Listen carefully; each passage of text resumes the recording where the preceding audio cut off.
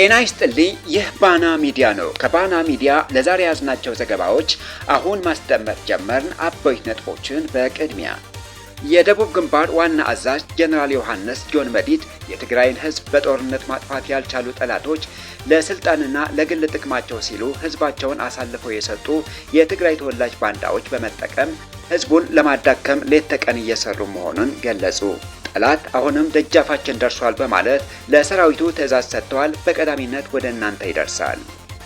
በኢትዮጵያ መንግስት በኩል በተለያዩ አቅጣጫዎች ወታደራዊ ኃይል ወደ ትግራይ ክልል ማስጠጋቱን ተከትሎ በትግራይ ምስራቅ፣ ማዕከላዊና ሰሜን ምዕራብ ዞኖች ሰፊ ወታደራዊ አፈሳ እየተካሄደ መሆኑን ተሰማ። በሁመራ አካባቢ በሚኖሩ የትግራይ ተወላጆች ላይ ለህወሓት መረጃ ታስተላልፋላችሁ በሚል ሰበብ መጠነ ሰፊ የግፍ እስራት እየተፈጸመባቸው እንደሚገኝ ከምንጮቻችን ያገኘነው መረጃ ያስረዳል። እናቀርብላችኋለን። በአማራ ክልል በሰሜን ወሎ ዞን ራያ ቆቦ ወረዳ ፋኖ በከፈተው ድንገተኛ የደፈጣ ጥቃት የተኩለሽ ከተማ የፖሊስ አዛዥ መለስ አባይን ጨምሮ ከፍተኛ ቁጥር ያላቸው የመንግስት የጸጥታ አካላት መደምሰሳቸውን የፋኖ ምንጮች አስታወቁ። እንመለከተዋለን። አሜሪካ ኢራን ላይ በከፈተችው ጦርነት በአጠቃላይ 42 የአሜሪካ የጦር ጀቶችና ድሮኖች መውደማቸው ተገለጸ። ሁለቱም ወገኖች ከደረሰባቸው ከፍተኛ ኪሳራ በኋላ ለ84 ቀናት ዘልቀው ጦርነትና ውጥረት በድርድር ለመቋጨት ከፍተኛ ጥረት እያደረጉ መሆናቸው ተገልጿል። የሚሉና ሌሎች ዜናዎች ይዘን ቀርበናል። አብራችሁን ቆዩ።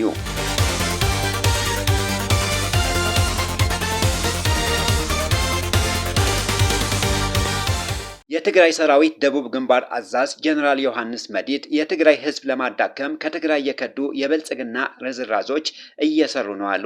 የደቡብ ግንባር ዋና አዛዥ ጀነራል ዮሐንስ ጆን መዲድ የትግራይን ህዝብ በጦርነት ማጥፋት ያልቻሉ ጠላቶች ለስልጣንና ለግል ጥቅማቸው ሲሉ ህዝባቸውን አሳልፈው የሰጡ የትግራይ ተወላጅ ባንዳዎች በመጠቀም ህዝቡን ለማዳከም ሌት ተቀን እየሰሩ መሆኑን ገለጹ። ጀነራሉ ይህንን ያስታወቁት ራሳቸው በሚመሩት ግንባር ውስጥ የሚገኘው የአርሚ 33 የአመራር አቅም ማሳደጊያ ስልጠና ላይ ተገኝተው ስለ ዓለም አቀፋዊ ቀጠናዊና ወቅታዊ ሁኔታዎች እንዲሁም ስለ ትግራይ ሰራዊት ዝግጁነት በሰጡት ማብራሪያ ነው። አዛዡ በትግራይ ውስጥ የሚታዩትን የሐሳብና የፖለቲካ ልዩነቶች ጠላት የራሱን አጀንዳ ለማስፈጸም እየተጠቀመበት መሆኑን በጥብቅ አሳስበዋል። በተለይም ስማቸው ያልጠቀሷቸው የቀድሞ የጦር አዛዦችና ጀነራሎች ለስልጣን ለጥቅማጥቅምና ለ1000 ካሬ ሜትር ሲሉ የትግራይ ህዝብ እንዲጠፋና እንዲጠቃ እየፈቀዱ መሆኑን የገለጹት ጀነራል ጆን መዲድ እነዚህ አካላት መቀለ እንድንገባ ብልጽግና ያገዘን በማለት የኦሮሞ ብልጽግና ካድሬዎችን ተክተው እየሰሩ ያሉ ካድሬዎች ናቸው ሲሉም ወንጅለዋል። ጠላት እነዚህን ግለሰቦች በመመልመል እንደ ህወሓትና የትግራይ ሰራዊት TDF የመሳሰሉ ጠንካራ መዋቅሮችን የሚያዳክሙ የፖለቲካ የታጠቁ ሽፍታ ቡድኖች እየፈጠረ እንደሚንቀሳቀስም አክለውም አስረድተዋል። በሌላ በኩል የትግራይ ሰራዊትና የትግራይ ብሔራዊ ጥቅም ለማስከበር በጽናት የቆሙ የጽናት ኃይሎች ባደረጉት ተጋድሎ ምክንያት የኃይል አሰላለፍ ሊቀየርና ትግራይ አዳዲስ ወዳጅነት እንድታፈራ ማስቻሉን ጀነራሉ ገልጸዋል። ብንሸነፍ ወይም ብንመለከክ ኑሮ ይህንን የኃይል አሰላለፍ አይኖርም ነበር። ከተሸናፊ ጋር የሚሰለፍ ኃይል አይኖርም ያሉት ዋና አዛዡ በአገር ውስጥና በውጭ የሚገኙ ህዝብ በጋራ ባደረጉት ትግል አሁን ላይ የብልጽግና ስርዓት ተለይቶ ሁሉም በቁጣ እንዲነሳበት ማድረጉንና ይህም ትልቅ ትርጉም እንዳለውም አብራርተዋል። ወቅታዊው የዓለምና የቀጠናውን ሁኔታ በተመለከተም ቴክኖሎጂ የታጠቁ ጠላቶች ቢኖሩም በቴክኖሎጂ ብቻ የሚረጋገጥ ድል እንደሌለና ማንኛውም ጦርነት ድል ማጠናቀቂያው መሬት ላይ መሆኑን ጀነራል መዲድ አስገንዝበዋል።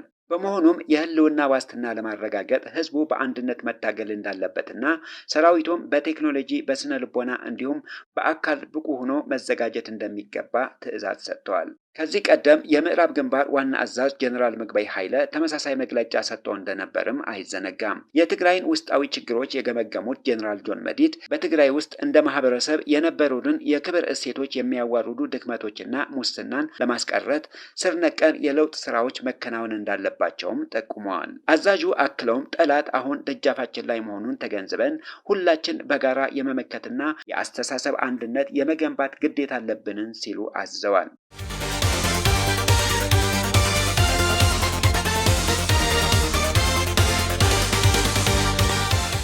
በኢትዮጵያ መንግስት በኩል በተለያዩ አቅጣጫዎች ወታደራዊ ኃይል ወደ ትግራይ ክልል ማስጠጋቱን ተከትሎ በትግራይ ምስራቅ፣ ማዕከላዊና ሰሜን ምዕራብ ዞኖች ሰፊ ወታደራዊ አፈሳ እየተካሄዱ መሆኑን ተሰማ።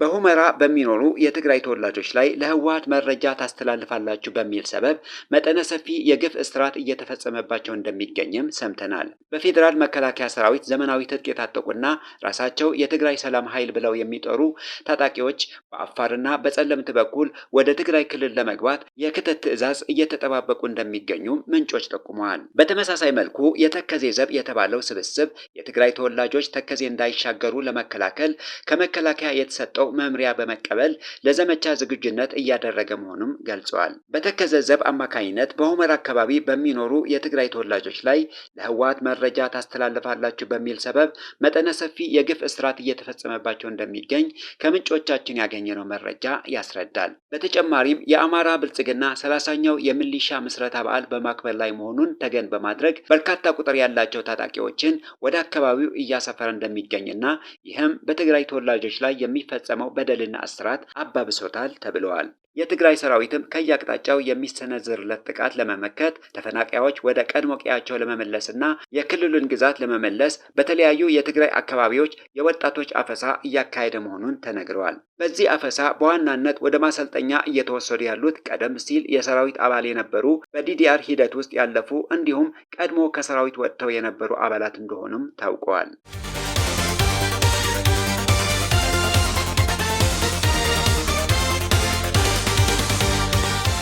በአማራ ክልል በሰሜን ወሎ ዞን ራያ ቆቦ ወረዳ ፋኖ በከፈቱት ድንገተኛ የደፈጣ ጥቃት የተኩለሽ ከተማ የፖሊስ አዛዥ መለስ አባይን ጨምሮ ከፍተኛ ቁጥር ያላቸው የመንግስት የጸጥታ አካላት መደምሰሳቸውን የፋኖ ምንጮች አስታወቁ። ጥቃቱን የፈጸመው የአፍብን ወሎ ቤተ አማራ ምኒልክ እዝ ሲሆን የእዙ ቃኝ አባላት በጋራ በመሆን የምርጫ ካርድና አመራር አጅበው ከተኩለሽ ወደ ቆቦ ከተማ በመጓዝ ላይ በነበረው የመከላከያ ሰራዊት ላይ ጥቃት መፈጸማቸውን የደረሰን መረጃ ያመለክታል። የፋኖ አመራሮች በጥቃቱ ዙሪያ በሰጡት ማብራሪያ የመንግስት የጸጥታ አካላት ሰሞኑን በተኩለሽ ከተማና አካባቢው የሚገኙ የአማራ አርሶ አደሮችና የከተማ ነዋሪዎችን ቤት ለቤት በመዞርና በየመንገዱ በማስገደድ የምርጫ ካርድ እንዲያወጡ ሲያደርጉ እንደነበርም ጠቅሰዋል። ይህንን የግዳጅ ተግባር ለማስቆም በተወሰደው እርምጃ ከተገደሉት በተጨማሪ በርካታ ቁጥር ያላቸው የሰራዊቱ አባላት ላይ ከባድና ቀላል ቁስል መድረሱን፣ ከፍተኛ የሰውና የቁሳቁስ ኪሳራ መመዝገቡም ገልጸዋል። ከዚሁ ጋር ተያይዞ በቆቦ ግንባር ተኩለሽ አካባቢ በፋኖና በመከላከያ ሰራዊት መካከል ከባድ ውጊያ እየተካሄደ መሆኑም ተሰምቷል። የፋኖ ኃይሎች አገዛዙ በመላ አገሪቱ የጦርነት አዙሪት በመለኮስ ህዝቡን ለኑሮ ውድነት፣ ለረሃብና ለስራ አጥነት በዳረገበት ወቅት በክልሉ ምንም አይነት ምርጫ እንዳይካሄድ መግለጻቸውን ይታወሳል።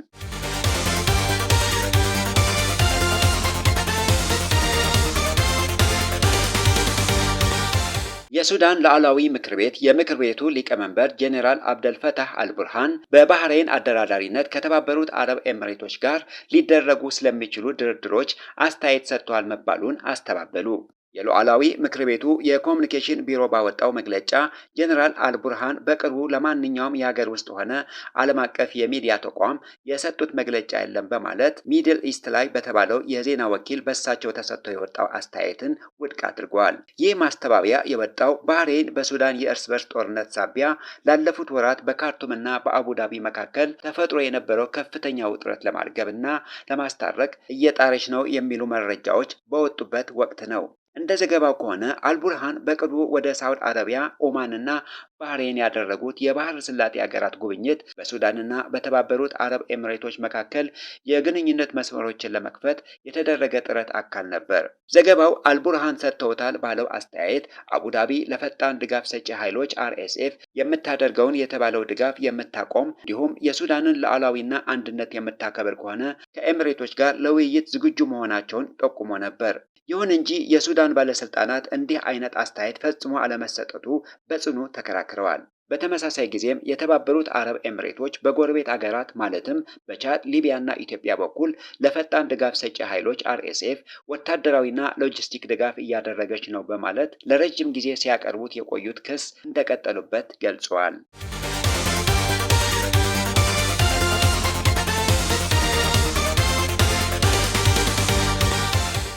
አሜሪካ ኢራን ላይ በከፈተችው ጦርነት በአጠቃላይ 42 የአሜሪካ የጦር ጄቶችና ድሮኖች መውደማቸው ተገለጸ።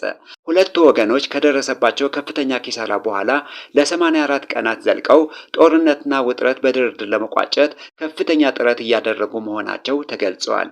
የአሜሪካ ፕሬዝደንት ዶናልድ ትራምፕ የኢራን የጦር መሳሪያዎችና የባህር ኃይል መርከቦች መውደማቸው በተደጋጋሚ ሲገልጹ የቆዩ ቢሆንም የወጡ መረጃዎች ግን በአንጻሩ አሜሪካ ራሷ በጦርነቱ ከፍተኛ ወታደራዊና የኢኮኖሚ ኪሳራ እንደደረሰባት ተገልጸዋል። በዚህ መሰረት በጦርነቱ እስካሁን ድረስ በአጠቃላይ 42 የአሜሪካ የጦር ጄቶችና ድሮኖች መውደማቸው ተረጋግጧል። ይህም ሀገሪቱ 2.6 ቢሊዮን ዶላር የሚገመት እጅግ ከፍተኛ የገንዘብ ኪሳራ አጋጥሟታል። የአሜሪካ መከላከያ ሚኒስቴር ከፍተኛ ባለስልጣናት በጉዳይ ላይ ማብራሪያ ቢጠየቁም ምላሽ ለመስጠት ፈቃደኛ ሳይሆኑ ቀርቷል ተብለዋል። ይህ የደረሰው ከፍተኛ ኪሳራ ፕሬዝደንት ዶናልድ ትራምፕ የኢራን ወታደራዊ አቅም ሙሉ በሙሉ መደምሰሱን በተደጋጋሚ ሲገልጹ ከነበረው በተቃራኒ ዋሽንግተን ራሷ በጦርነቱ ምን ያህል ዋጋ እየከፈለች እንደሆነ የሚያሳይ ሆነዋል። ሁለቱም ወገኖች ከደረሰባቸው ከፍተኛ ኪሳራ በኋላ አሁን ላይ ለ84 ቀናት የዘለቀው ጦርነትና ውጥረት በድርድር ለመቋጨት ከፍተኛ ጥረት እያደረጉ ይገኛል። በፓኪስታን ከፍተኛ ባለስልጣናት አጋዥነትና በጠንካራ አደራዳሪነት በቴህራን እየተካሄደ ባለው የዲፕሎማሲ እንቅስቃሴ ሁለቱ ሀገራት ግጭቱን በዘላቂነት ለማቆም የሚያስችል መደበኛ ስምምነት ላይ ለመድረስ መልእክቶችንና የረቂቅ ሀሳብ ፕሮፖዛሎችን እርስ በርስ እየተለዋወጡ እንደሆነም ተረጋግጧል። የአሜሪካው የውጭ ጉዳይ ሚኒስተር ማርኮ ሩቢዮ በንግግሩ ላይ ተስፋ ሰጪና በጎ ምልክቶች መታየታቸውና የተወሰኑ መሻሻሎች እንዳሉ የገለጹ ሲሆን ፕሬዝደንት ዶናልድ ትራምፕም ቢሆኑም አሁን ላይ ለዲፕሎማሲያዊ ስምምነት ቅድሚያ እንደሚሰጡም አስታውቀዋል። ነገር ግን ኢራን የዩራኒየም ክምችቷን ለመተው ፈቃደኛ ካልሆነች ዋሽንግተን ሌሎች ጠንካራ እርምጃዎችን ልትወስድ እንደምትችልም ማስጠንቀቃቸው አልቀረም። በሌላ በኩል ጦርነቱ ያስከተለው ሰብአዊ ቀውስ አሁንም ከፍተኛ መሆኑን ተነግረዋል። ኢራን የአሜሪካና የእስራኤል ጦር የፓስተር ኢንስቲትዩት የሕክምና ምርመራ ማዕከል ላይ የፈጸሙት ጥቃት የጦር ወንጀል ስትል የፈረጀችው ሲሆን የኢራን ቀይ መስቀል ማህበር ደግሞ በፍርስራሾች ውስጥ የተቀበሩ ከ7200 በላይ ሰዎችን ማዳኑን አስታውቀዋል። በወታደራዊ ግንባር ኢራን የሆርሙዝ ባህረ ሰላጤን በመዝጋት በኩል ያስመዘገበችው ስኬት ለፕሮፓጋንዳ እየተጠቀመችበት ሲሆን አሜሪካ በበኩሏ ለኢራን ዘመቻ የሚሆን የጦር መሳሪያ እጥረት እንዳያጋጥማት በማሰብ ለታይዋን ልታደርገው የነበረ የ14 ቢሊዮን ዶላር የጦር መሳሪያ ሽያጭ ለጊዜው ለማቋረጥ መገደዷን አልጀዚራ ዘግቧል። ይሁንና ከጦርነቱ በፊት ቢሆንም በከፋ ሁኔታ ውስጥ የነበረውና በአሁኑ ወቅት የመፈራረስ አደጋ የተጋረጠበት የኢራን የሀገር ውስጥ ኢኮኖሚ ውድቀት ለገዢው አካል ባለስልጣናት እጅግ አስከፊና ትልቁ ፈተና ሆኖባቸዋል። እየተባባሰ የመጣው ይኸው የኢኮኖሚ ስቃይና ማህበራዊ ጭቆና በሀገሪቱ ውስጥ እንደገና ህዝባዊ አመጽ ሊቀሰቅስ ይችላል የሚል ስጋት አሳድረዋል።